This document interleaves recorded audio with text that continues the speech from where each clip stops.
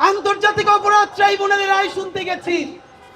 বিচারক ইজলাসে ওঠার একটু আগে ভরা কোটের মধ্যে একজন শহীদের মা দূর থেকে দাঁড়ায় বললেন, হাদি, আমি শহীদের মা বলছি, তুমি কোনোদিন এর চেয়ে গুড বয় হবা না, তুমি যেমন আছো তেমন থাকবা। এইরকম একটা ব্যাড বয় বাংলাদেশের জন্য আমাদের লাগবে। আমাদের শত্রুর সাথেও আমরা কোনোদিন জুলুম করব না, এবং এই লড়াইয়ের জন্য আমরা যদি আমাদের সামনে বসা সমস্ত বন্ধুদেরকে হারিয়ে ফেলি, আমরা যদি নিঃসঙ্গ হয়ে যাই, তবু এই সংগ্রাম থেকে সরে যাব না।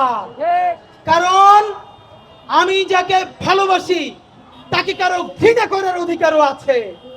আপনারা দেখেছেন, সাংবাদিক বন্ধুরা সাক্ষী, বাংলাদেশের যত রাজনৈতিক র্যালি হয়, সামনে নেতা হাত নড়ায় শুধু গাছ রে, আর নড়ায় আশেপাশে কারে আমরা কাউরে দেখি না।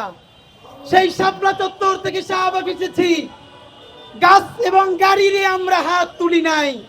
আমি হাত তুলতে চাই না, জুমা বারবার বলে আপনি হাত তুলেন কেন, মানুষ আপনারা হাত তুলে রেসপন্স করেন। রিক্সাওয়ালা, ভ্যানওয়ালা, হিজাবি, নন হিজাবি আমার ভাইয়েরা, আমার বোনেরা রাস্তার পাশে দাঁড়ায় যেরকম হাত জানিয়ে আমাদেরকে ভালোবাসা জানাচ্ছিল, আপনাদেরকে ওয়াদা করছি, ওসমান হাদি যদি সংসদে যায়, ওসমান হাদির কণ্ঠস্বর হবে আপামর বাংলাদেশের কণ্ঠস্বর, ইনশাআল্লাহ।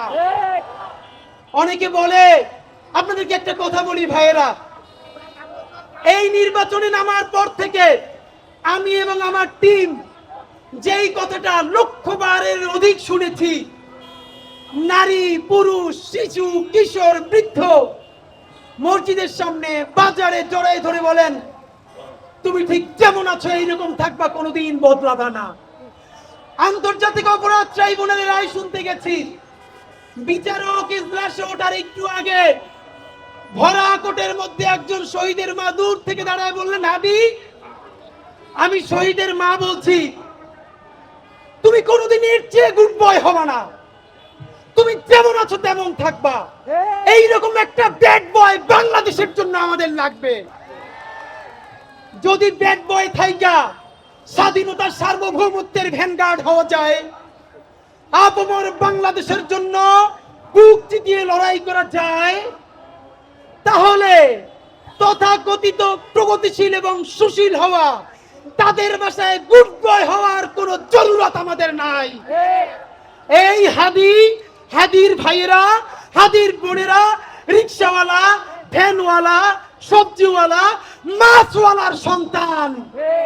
আমি এবং আমার ভাই বোনেরা সেই সমস্ত অনেস্ট আমলা যারা দুর্নীতি করে না, অনেস্ট ব্যাংকার, আমরা তাদের সন্তান, আমরা ইনসাফের সন্তান, স্বাধীনতার সার্বভৌমত্বের সন্তান। আপনাদেরকে ওয়াদা করে বলছি, আল্লাহ যদি আমাদেরকে সংসদে পাঠায়, এই ওসমান হাদি এবং তার ভাই বোনেরা আল্লাহ ছাড়া এই জমিনের নিচে আর কাউকে ভয় পায় না।